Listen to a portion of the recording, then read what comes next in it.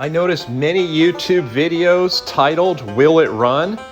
Well, surely it'll run if it has the right ingredients. Stay tuned.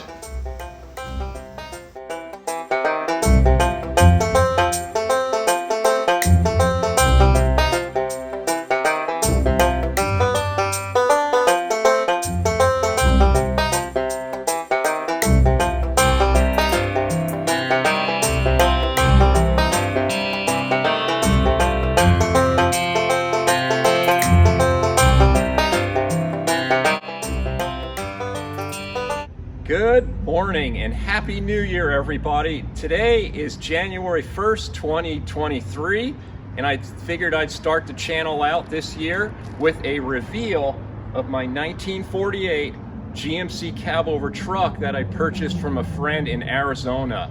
Let's do a walk around. Some of the cleanest vehicles I have found on my adventures were in the Arizona, New Mexico area. This truck sat in Arizona for many, many years. Outdoors, and you will be able to see now how nice, well kept, preserved the metal is on this cab. It's just simply amazing compared to other cabovers that I've looked at recently.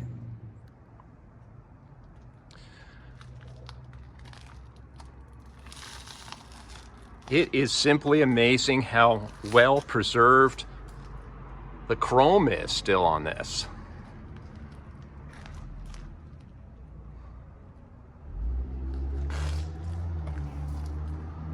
It's really nice patina.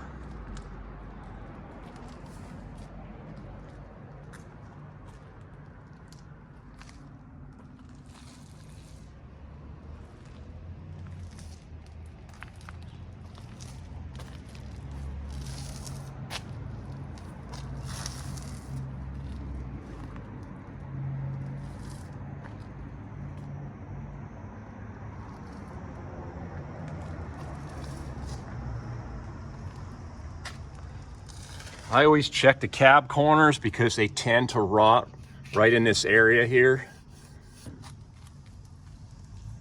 And as you can see, this is basically what I would call a rust-free vehicle.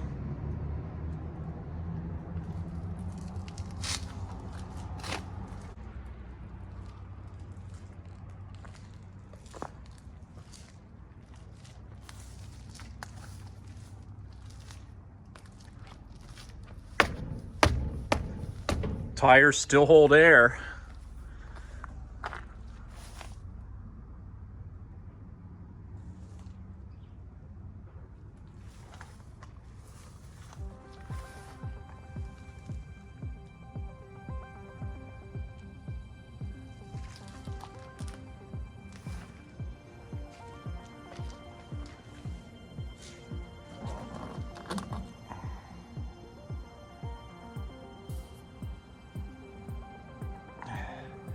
Glass is cracked, broken on this side.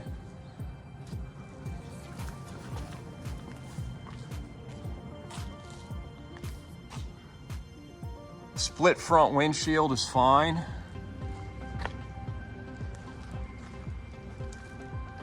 Could use a piece of window glass here on this side. You see it's cracked right here. But at least it's still intact. It's kept the rain out. Let's open it up.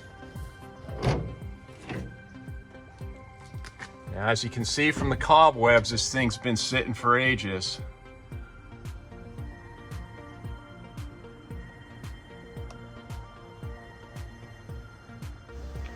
It looks like this truck was over at Vice Grip Garage.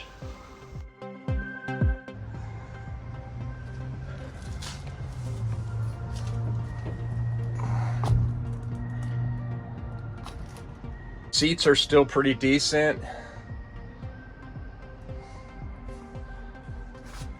Still has the factory gauges. Nothing's been altered there.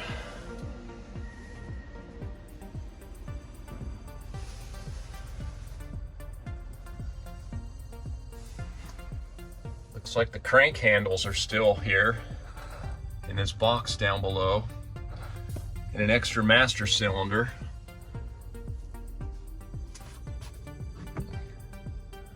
Back window glass is fine.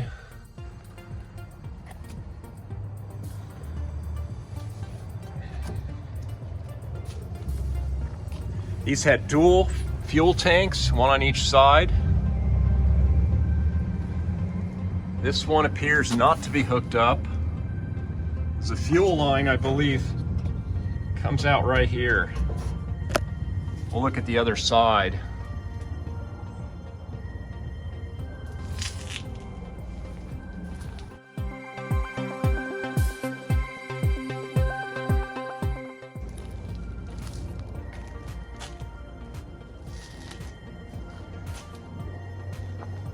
You know, I do watch that channel, Iron City Garage. I really enjoy it.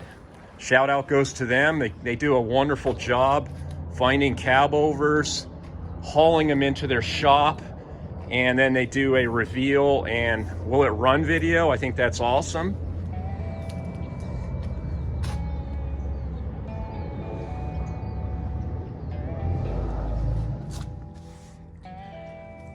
The fuel tank on this right-hand side, passenger side, is hooked up. I can see a fuel line coming out. So I guess they were running the truck just off of one side.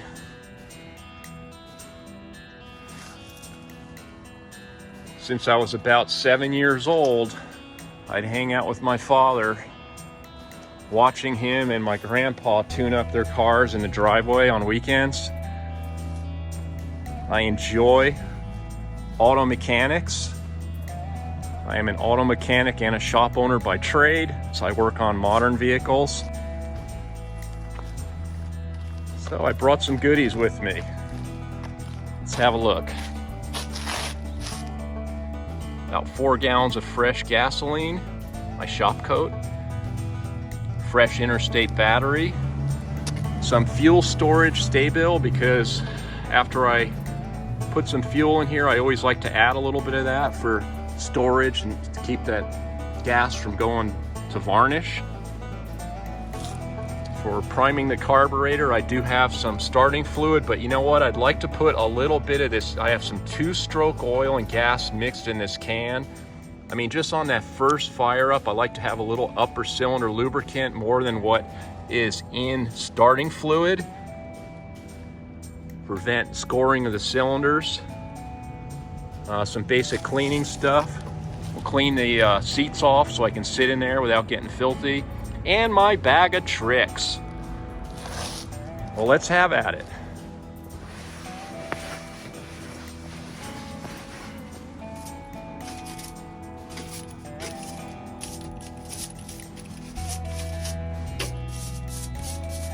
I just want to clean it up a little bit so I can climb in here and not worry about spiders and bugs getting to me.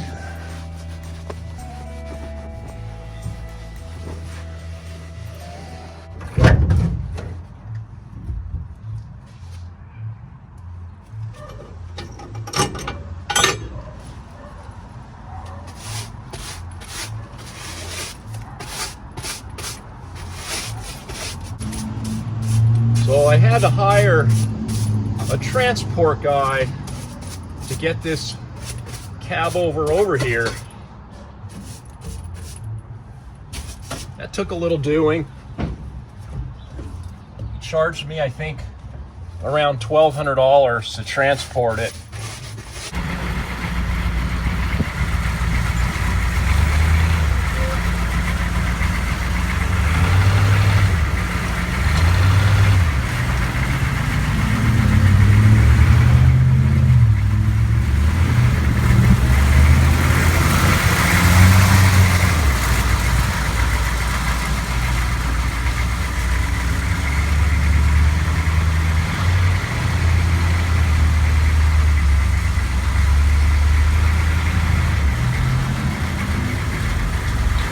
From Arizona to Southern California, which I thought wasn't too bad. Saved me a lot of trouble. I was able to work while that was in the process. So that helps. Otherwise, I would have had to take time off from work, rent a trailer that could haul this thing. And then the fuel cost, I think it was more economical just to hire somebody to do that for me. I'm not set up to haul trucks of this size.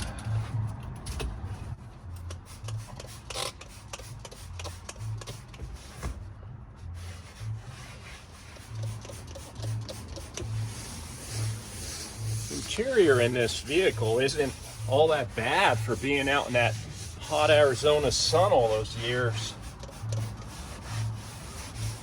I mean, a lot of these trucks, I find them out in fields and you're down to the springs in the seats.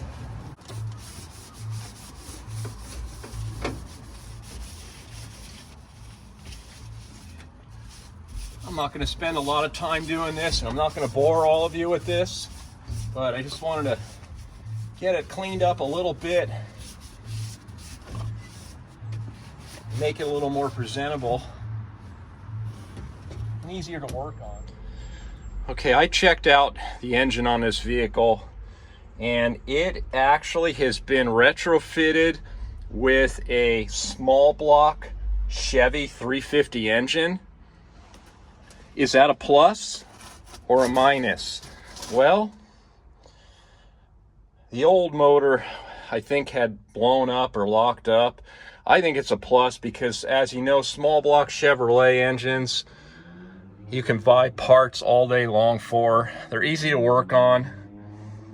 Have no idea the condition this engine is in or whether it'll run today, but I'd like to at least fire it off with some ether if possible. As most of you know, we need fuel, air, compression, spark, and timing. If we have those ingredients, this thing will run. Well, it needs brake work, I could tell you that, which is typical on these. The handbrake does hold. The clutch feels like good pressure plate pressure still. Nothing's locked up there. That feels good.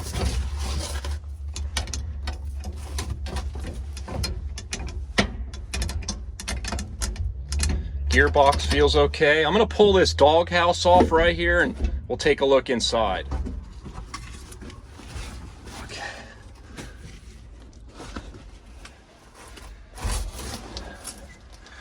Okay. Yes, you can see the Chevy configuration here.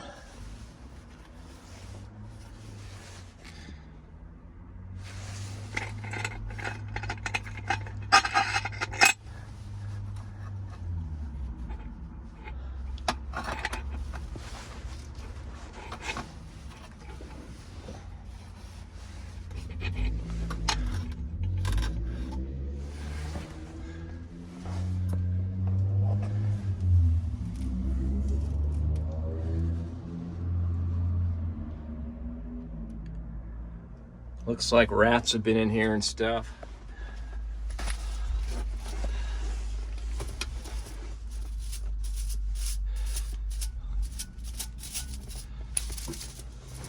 Let's see if the gas pedal still operates the throttle plate here. Yes, it does. Okay, that's good. Tell you what, I'd like to look under the hood of this thing.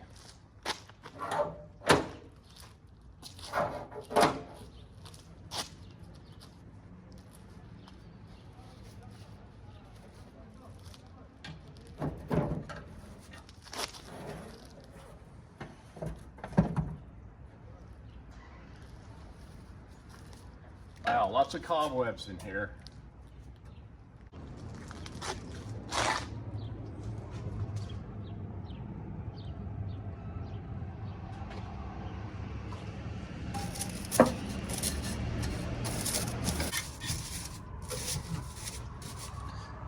Yeah, you can see it has a heater core still.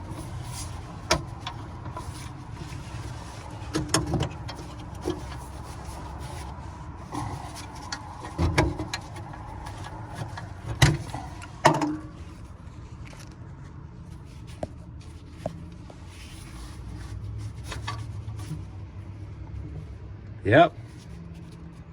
It still has coolant and I don't see any rust.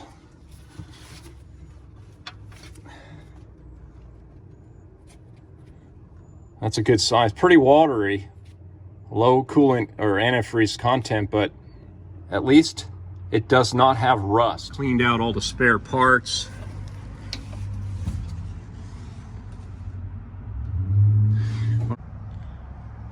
I'm gonna remove this seat cushion because I believe the battery tray is under here, if I'm not mistaken.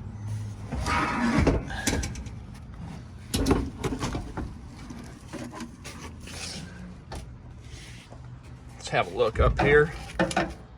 These have a twist handle, so it's twist and pull. Unlatch like that.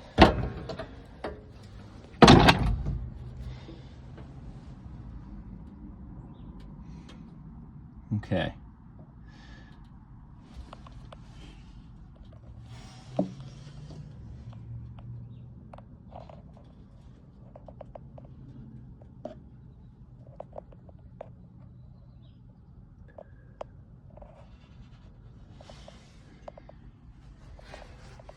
This heater hose is pretty shot, but I only want to try to fire this off. I just want to see if it has good compression mainly. Okay? But if I could fire it off with some ether, if we have spark, we'll just see how it sounds. I can kind of tell, you know, if I can get it to run a little bit, whether the compression is strong or not, until I run an official compression test. And I hear a turn signal.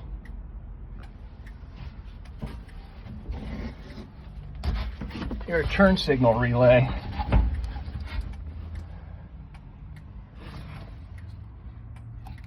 Sure enough. Well, we have turn signals. Okay.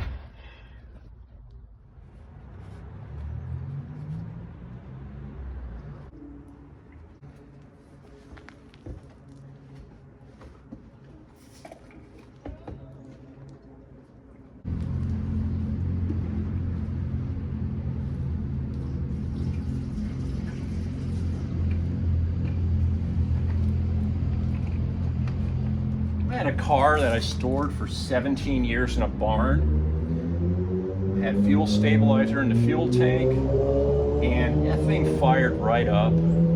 It ran on the gas that was in there. Got my pre-mixed 2-stroke gas here. Just gonna trickle a little bit down the venturi of this carburetor. Not a lot.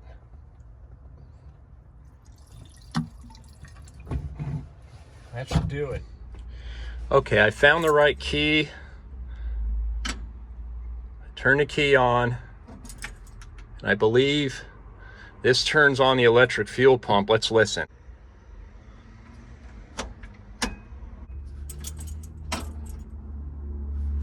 Okay. I hear the fuel pump.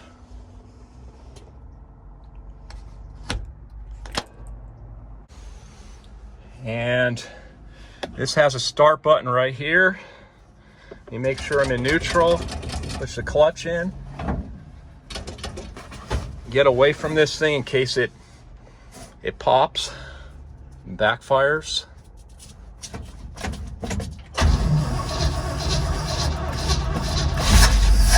Wow, it fires. Woo!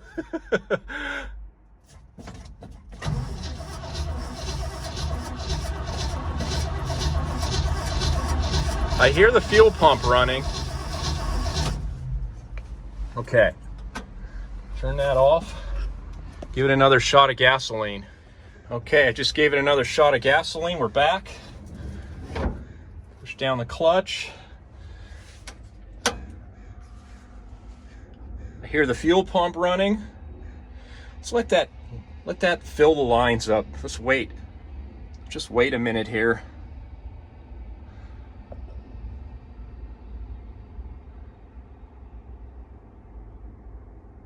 See if I could hear it slow down. You guys probably can't hear it. Wonder if we have any accelerator pump action yet. No. Well, let's fire it off.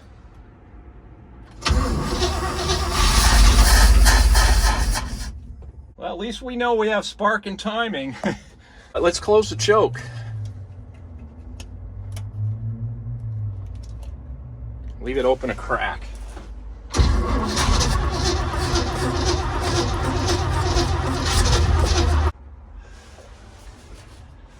Let's close the choke a little bit again here. Sounds like the fuel pump slowed down. Let's try this again.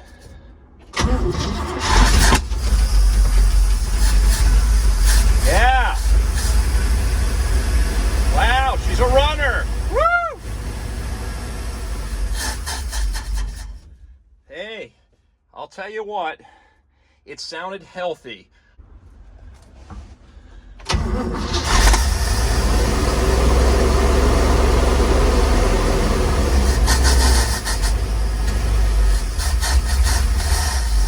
Sounds pretty healthy, but definitely needs a carburetor clean out, some work. But look, it fires up now on its own. Watch this. Give it a little choke. Hit the start button.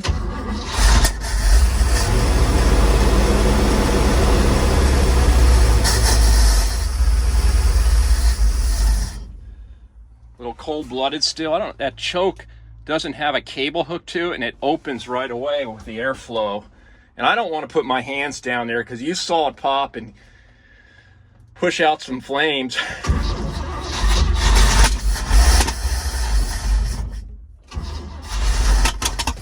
Woo! All right, we're going to end the video with that. It needs a carb rebuild. I'll pull that carburetor off of there, and let me turn the fuel pump off.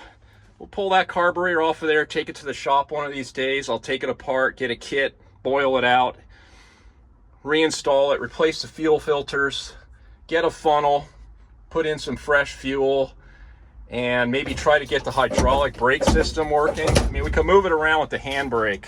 That's not a problem. And then, you know, I'll decide what I want to do with this truck, go from there. The sky's the limit on these. As you know, they can be mounted. These cabs are awesome. They could be mounted on another modern truck chassis with a modern fuel-injected engine. Don't think I want to do that. I think this would be fun just to cruise around in parades or whatever as it sits without doing all that extra work. And someday maybe sell it and let somebody else convert it.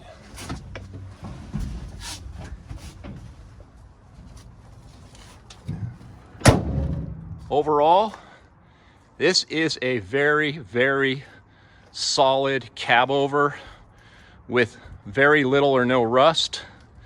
It's very difficult to find these days.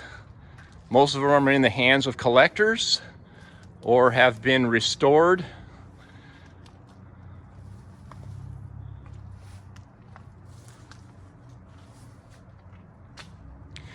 By the way, we're in Southern California and it's about 70 degrees today.